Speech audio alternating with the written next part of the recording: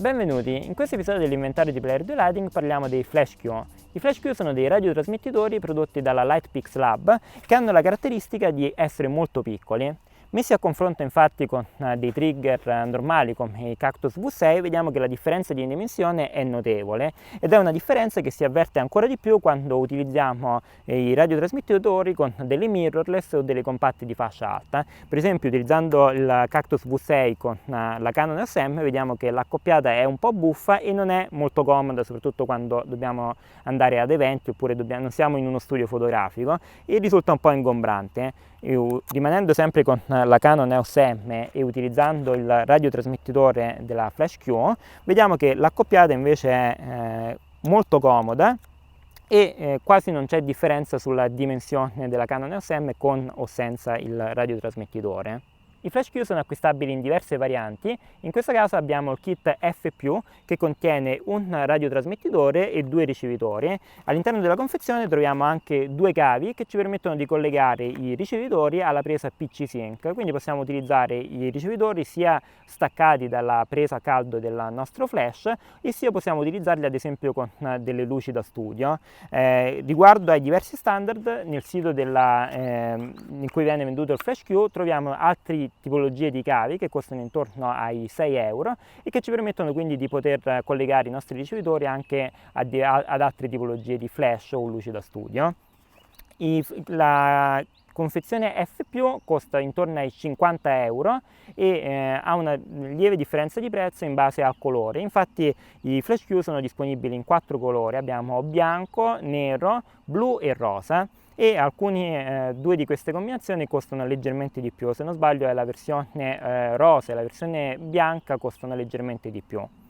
L'altra variante con cui possiamo acquistare i FlashQ è quella del kit base, che contiene soltanto un radiotrasmettitore e un ricevitore, e questa variante costa intorno ai 35 euro, mentre se vogliamo possiamo acquistare singolarmente anche i ricevitori e hanno un prezzo di circa 20 euro. Andiamo a vedere adesso nel dettaglio come sono fatti questi FlashQ. Prima di tutto ricevitori e trasmettitori sono molto simili. In tutti e due abbiamo solo due tasti, un tasto di test e un tasto di accensione. Dopodiché abbiamo un LED che ha 3 colori, rosso, blu e verde, e i diversi LED ci aiutano a capire che cosa sta facendo il nostro trasmettitore o il nostro ricevitore. Quando accendiamo il piccolo trasmettitore o il ricevitore, il LED si accende di 3 colori, quindi scorre tra rosso, verde e blu, e a questo punto sappiamo che il nostro apparecchio è acceso, e se testiamo con il ricevitore o il trasmettitore con il tasto apposito si accende il piccolo LED rosso che ci segnala che viene scattata una fotografia, e questo sia se spremiamo il tasto di test e sia se scattiamo la macchina con la macchina fotografica. Quando spegniamo la nostra unità, la luce verde si accende per un po' di tempo e appena si spegne sappiamo che l'unità è spenta. C'è un'altra modalità che possiamo attivare, che è quella di sincronizzazione del trasmettitore con i vari ricevitori, e in questo caso abbiamo una luce blu che si accende per un po' di tempo e che ci permette con un'operazione descritta nel manuale, ci permette di accoppiare il ricevitore con i trasmettitori che possiamo aggiungere. I FlashQ sono dei radiotrasmettitori da 2,4 GHz che hanno una portata massima di circa 10 metri e ogni trasmettitore può controllare contemporaneamente fino a 8 ricevitori. Quindi il massimo di flash che possiamo collegare direttamente al trasmettitore è di 8, e volendo chiaramente ne possiamo aggiungere altri se utilizziamo i flash in slave.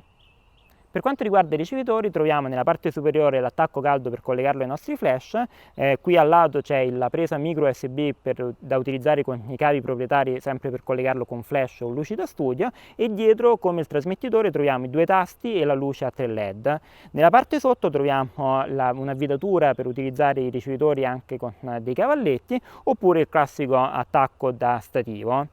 Questa piastra qui sotto è possibile rimuoverla tirando una piccola zampetta di metallo, e così abbiamo il ricevitore ancora più compatto, ma visto che su questa piastra la zampetta è di plastica ed è molto fina, il mio consiglio per sicurezza è quello di tenere la piastra sempre attaccata, dato che non occupa molto spazio. Le batterie dovrebbero durare circa 6 mesi in stand-by, quindi da accesi e non in continuo utilizzo, e sul sito c'è scritto che dovrebbero durare almeno 100.000 scatti. Facciamo giusto una prova per vedere come impostare e come attaccare i flash Q al nostro flash e alla nostra macchina fotografica. Quindi prima di tutto prendiamo il ricevitore, lo attacchiamo all'attacco caldo del nostro flash, accendiamo premendo qui dietro il ricevitore fino a quando non fa le luci colorate e accendiamo il nostro flash.